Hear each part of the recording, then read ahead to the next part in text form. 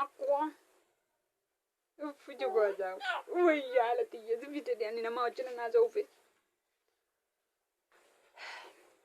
Hello, bolewan kona ganyu gofta sini awai tokkam jirtu fayyaa nagaa keessanii anu buleettiin keessan nagaa kooti galata waaqayyoo hundimti keenya nagaa mooneerraanis nagaa sa'aanis nagaa kooti galanni waaqayyoo haa ta'u baga jiraattanii warri haadhisii dhuftanii like subscribe godhaa isinitti tole xiqqoo ishee waan isinitti himuu dhufe har'a yeroo hundumaa waan rakkinaa yookiis immoo waan mataa nama cabsuurri nama taasisuun sirrii miti garuu barumsa isinii akka ta'uufan irraa dubbachuu dhufe maaliifi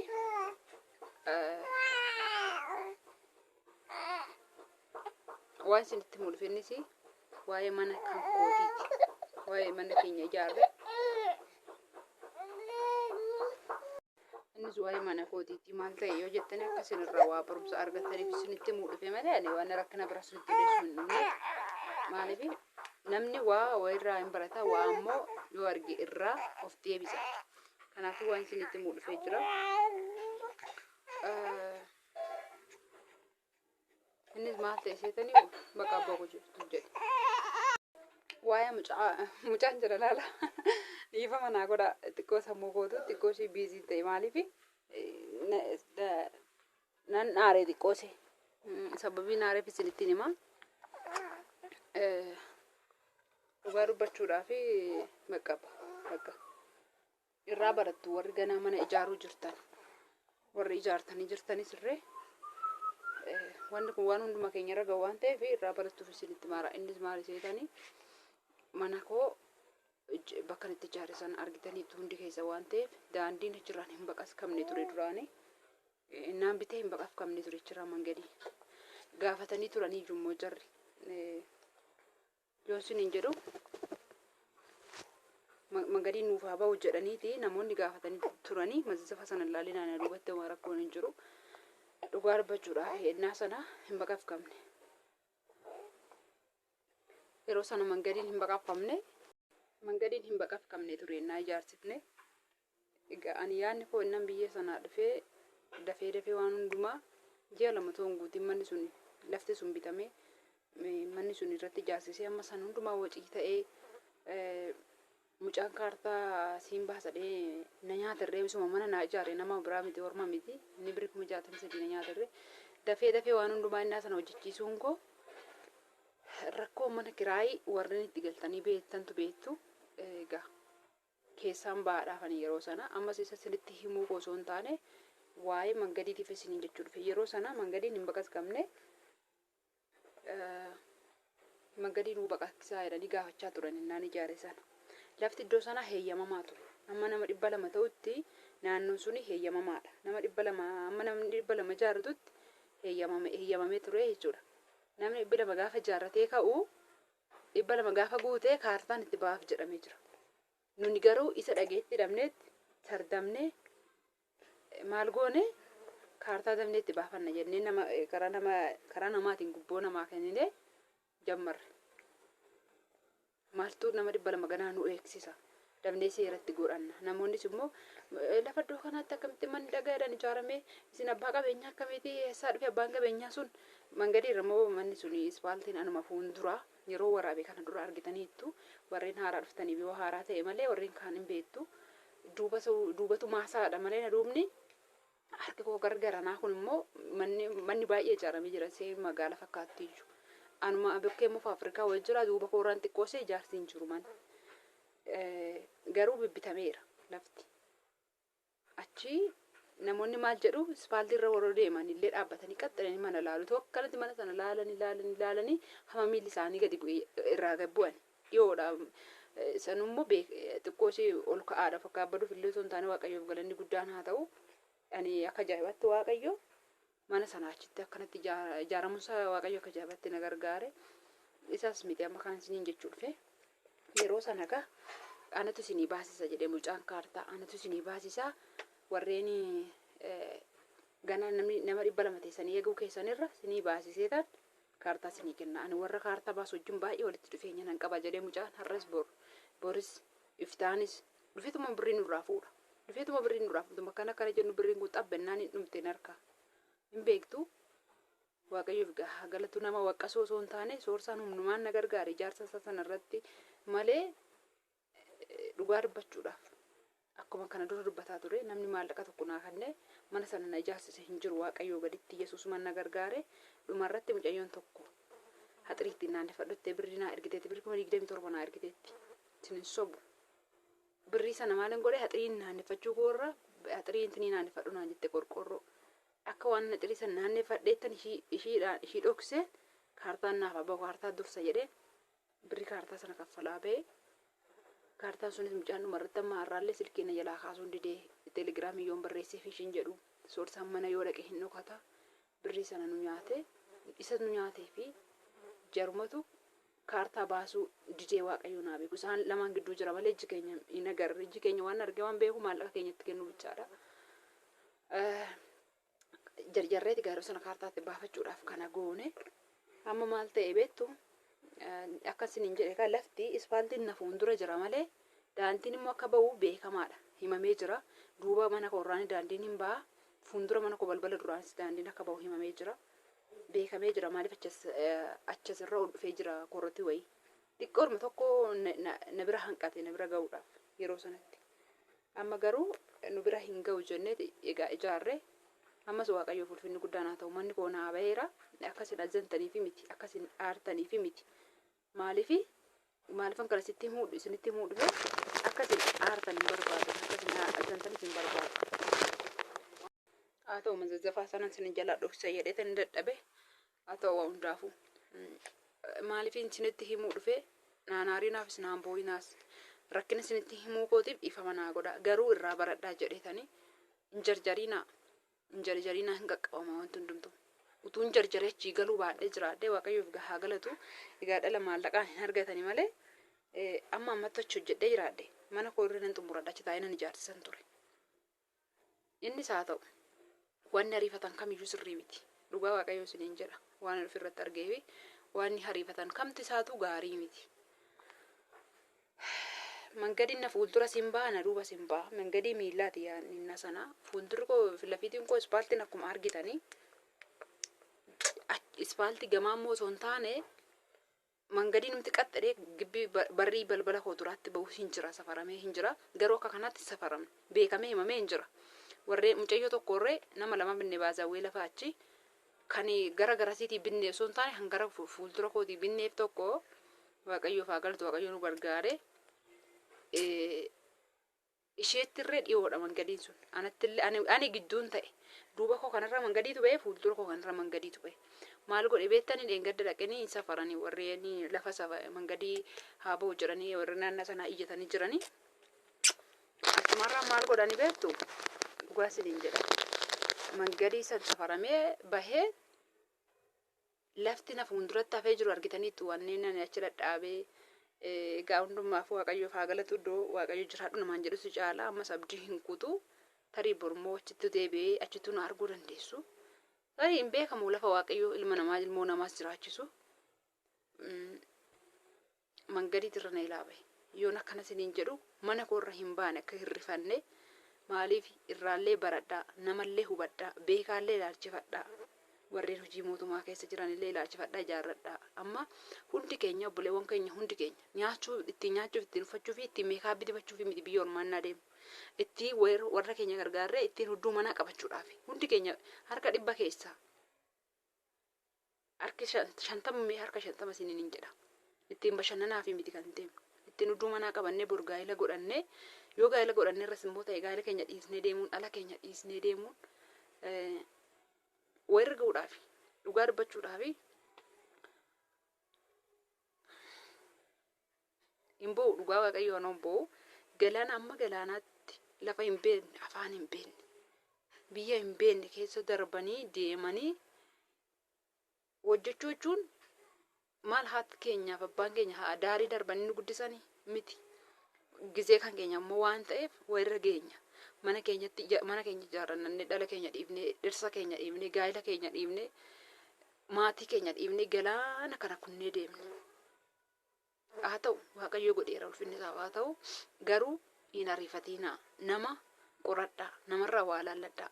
Utuu Waaqayyoon na gargaaree duuba isaatti xiggii duubaatti kar shintibeetiin qoccite argitaniitu shintibeetiin numa sana ijaarreetu numa sana sababa gommaan hin ijaaramneef cite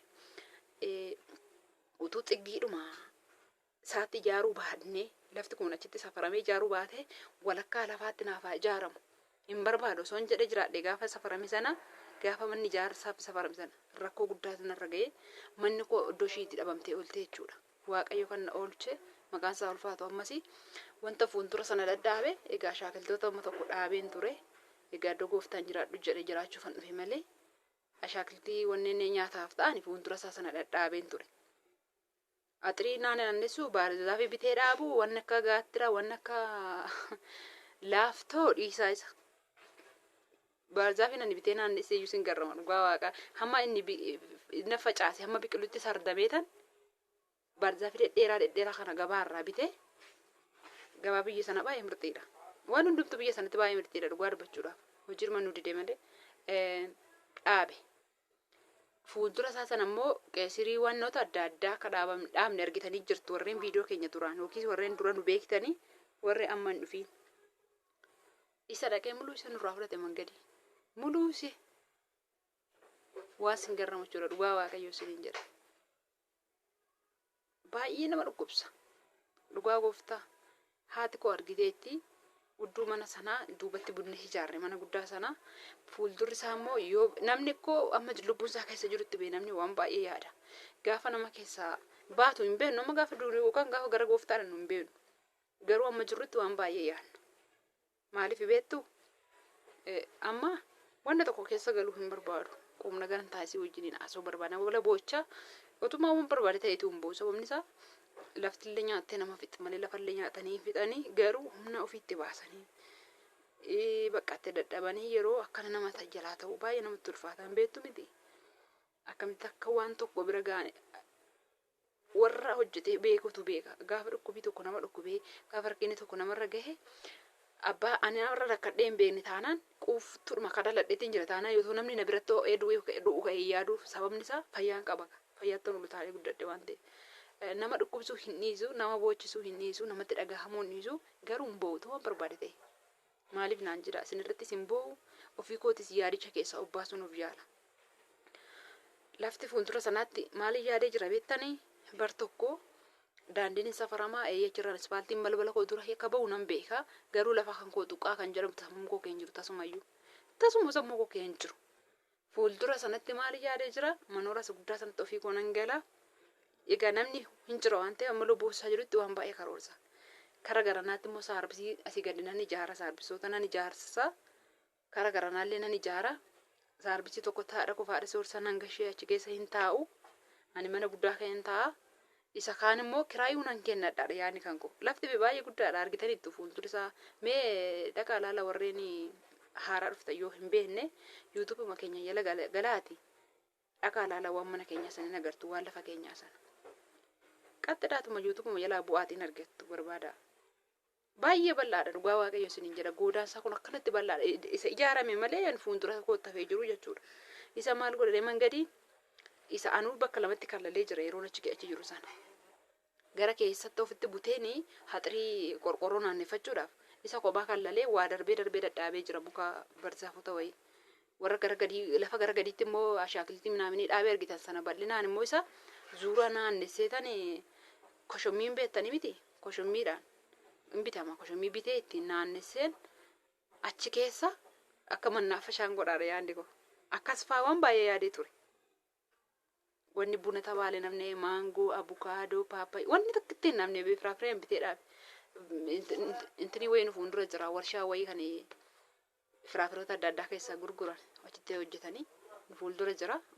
Mana haannanii adii sana warreen beektan hin jirtu magaalaa Tajii sana keessa achi keessaa waan adda addaatu oomishamee gurgurama achi gaa waan xinnaa binneen naamne buna kanallee. Isa muluu sanarraa fudhate lafti daandii muluu sanarraa fudhate maannaa hambisee ishiin akkana kallalee itti qorqorroo kutuudhaaf kana gadi zalaaqesaa akkanatti duwwaa hambisee ishiin kallalee qixxee maskootii mana kootiitiin jechuudha. Qixxee maskootii mana kootiitiin ofitti butee kallalee ani dhiise na hambise. Isan sila ganaa mana irratti ijaara ganaa yookaan akka mannaafashaan godha waan adda addaa keessa dhaabee jedhe sana muluu ishii daandii narraa fudhate. Muluu ishii anoo boos sinis boochisuu barbaadu. Akka abdii kutittinis miti. Garuu nama dhukkuba. Nama dhukkubuun dhiisu. Namatti dhagahama. Namatti dhagahamus hin dhiisu. Lafa amma kanaa dhiisaatii gadda suuqii dhaqeetanii birri baadheen jira gaafsana. Mijattiin na bira jirti mucaa kana baattee na fuuldura deemaa jirti. Harka kanatti waa baadheen jira borsaa immoo rarraafadheen jira. Birri takkitti na hanqatte waan sana bituudhaaf na hanqanne dhugaa waaqayyooti amma har'allee birri maallaqi callaan sun borsaa koo keessa inuma jira. Akka itti borsaa koo sana fuudhee goomana minaaminii rarraafadheen jira beestaalotaan mujattiin na bira jirtu haayifaa naa bittu malee jennaan bitee fi baadhee jira. Qodaa bal'aa hin qabu iddoo tokkotti hin naqanne harkuma harkatti hin baadhee jira. Birri wayi bitee ni suuqiidha. Birri takkitti na hanqatte waan isaa birri 36 dhufa. Dhugaa waaqayyo isiniin jedha. Nan hanqanne mujattii mucaa kana fudhattee mana ga'uudhaa kaaneera na fuuldura kuttee jirti. Ani immoo borsuma as keessa ni jiru sana. Silkoonni harka jiru viidiyoo waraaban deemee gaafsana. Borsuma harka koo keessa jiru kee birri takkitti kana hiixadhee akkatti kennuu niitii dhaadhameen. Wala dinnicha wala maali bibbiteen baadhee jira.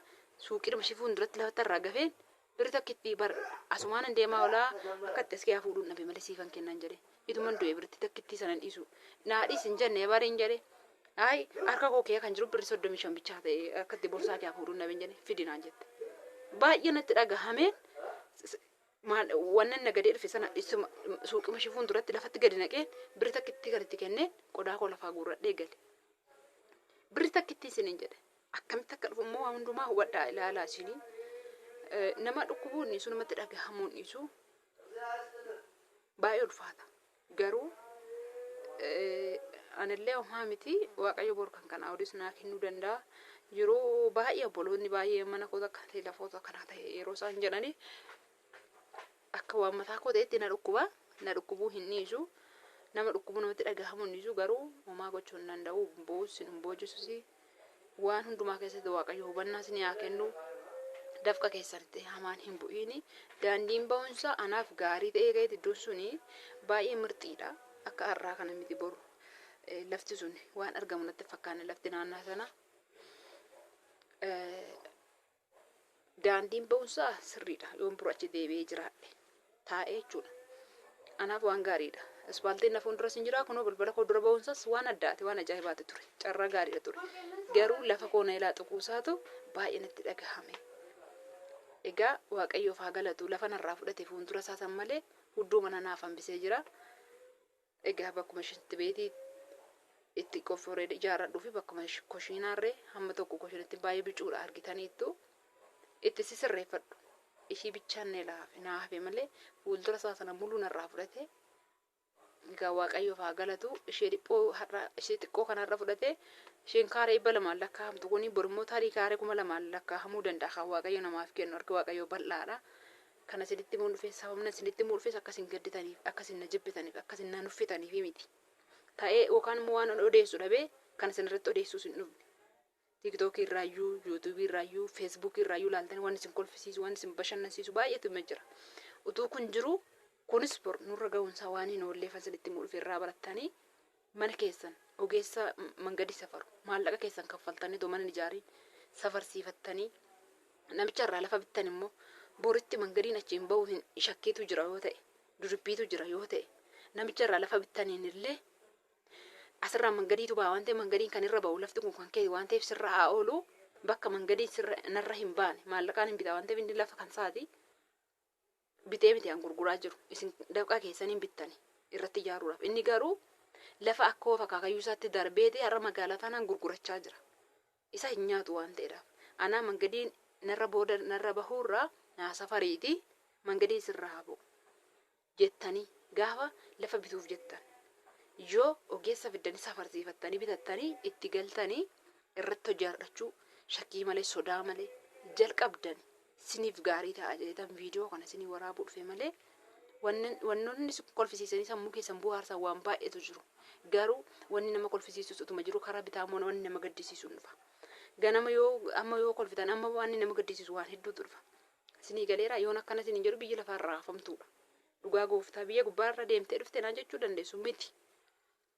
Innaa kan akkasin jedhaan maal akkas jedha namni waaqarra biyya waaqaa deemee dhufee hin jedha lakki amma yoon itti ilaalee jedhu akkuma sa'aatii wal jijjiiru yeroon baay'ee ulfaatti hubadhaa irra waa baradhaa akkuma TikTok irra sekendii 16 sekendii 5 daqiiqaa 2 ilaaltanii kolfitan isa kanammoo irraa hubadhaa irraa baradhaa inni narra geessin irra hin gahin warreen isin irra geessin immoo jirtu buleewwan baay'een iddoo kanaatiin ilaa fudhatame minaan jettan hin jirtu waaqayyo isinillee jajjabina haa kennu. Aizoo homaa miti hin darbiti lafti nu fixxe malee lafallee hin fixnu xiqqoosee otoo lafa qote bulaa yookiis immoo lafa haati qommachinaa kennite kan qonnaatu ta'e homaan itti dhaga'amu ture. Kuni maallaqaan bittaniitu kaaree bilama jechuun baay'ee xiqqoodha. Haa baay'eetu iyyuu malee manaaf gaariidha malee irratti ijaartan malee irraa hamtanii gashitan irraa dhooftanii gashitan. Egaa akka magaalaatti kaareen 200 mirxiidha isa jedhamu malee.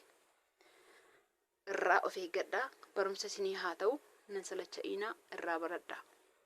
Inni narra geessin irra hin gahin. Galanni immoo waaqayyoodhaaf haa ta'u.